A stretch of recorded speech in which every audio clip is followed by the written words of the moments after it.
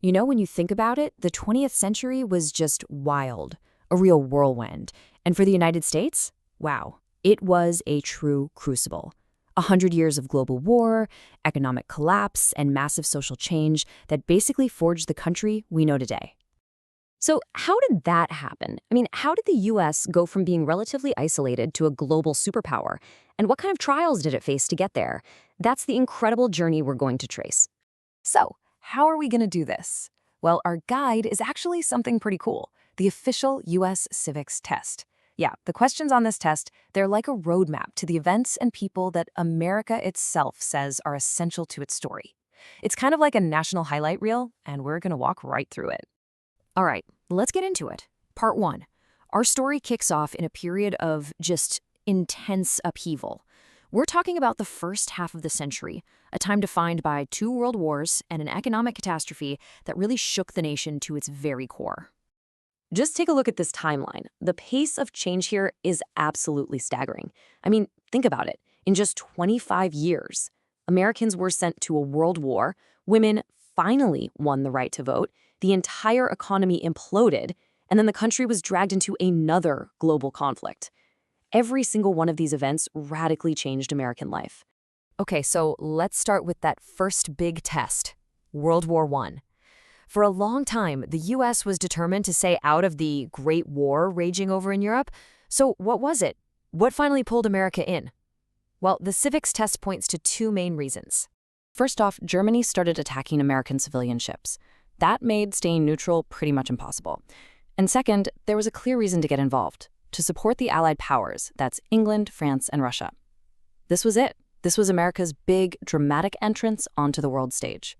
So while the war was totally reshaping America's world in the world, it was also speeding up a huge change right here at home. The year is 1920, and this moment was the culmination of a fight that had been going on for decades, a fight for American democracy that got a whole new burst of energy from women's contributions during the war. And then it happened. With the passage of the 19th Amendment, the number of people who could vote basically doubled overnight. This was a fundamental redefinition of what it meant to be a citizen, and a massive, massive win for the women's suffrage movement.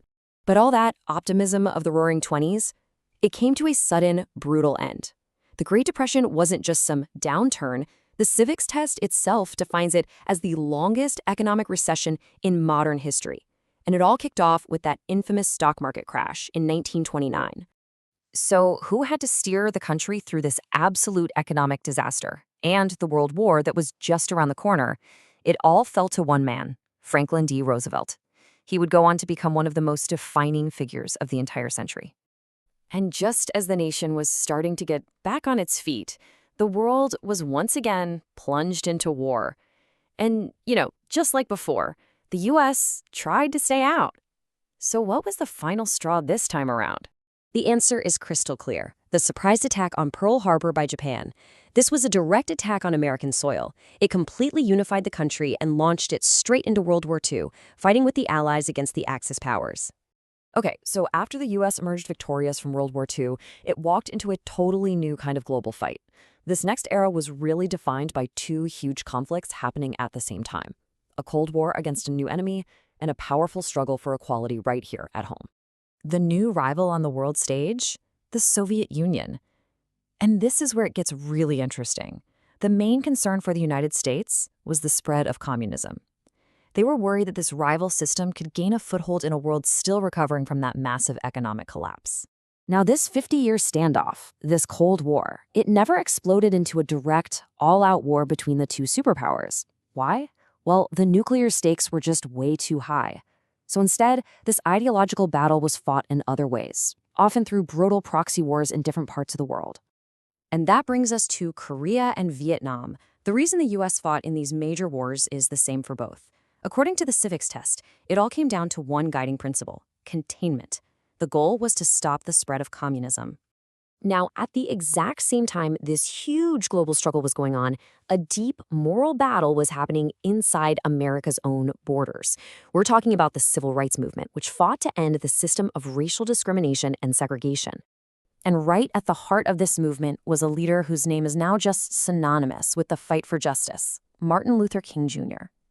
His work for equality for all Americans has made him one of the most revered figures in the nation's history, period. And this quote, which is highlighted in the civics test, it just perfectly captures the movement's core ideal. It's that powerful vision of a nation where people would not be judged by the color of their skin, but by the content of their character. An America that finally lives up to its promise of equality for everyone. All right, so as the century starts to wind down, the Cold War finally ends with the collapse of the Soviet Union. But a new era brought new challenges and a very, very different kind of threat. So in the early 90s, the U.S. led this huge international coalition into its first big military conflict of the post-Cold War era. So what was the goal of the Persian Gulf War? The answer, as this civics test lays it out, is super direct and specific. The mission was to force the invading Iraqi military out of the sovereign nation of Kuwait. It was a fast, decisive operation that really defined America's new role as the world's only superpower at that moment. But the 20th century, and this whole chapter of American history, it really came to a sudden, shocking end on one clear morning. September 11th, 2001. Terrorists attacked the United States, crashing planes into the World Trade Center in New York and the Pentagon just outside D.C. It was the single deadliest attack on American soil, and it kicked off a whole new kind of global conflict. So, when you step back and look at it all, from world wars and economic collapse to a Cold War and the fight for civil rights, the 20th century really tested and completely transformed the United States. It started with the nation stepping onto the world stage and ended with an attack that would redefine its role for decades. Which leaves us with a pretty big question. What trials and what transformations are going to define this century?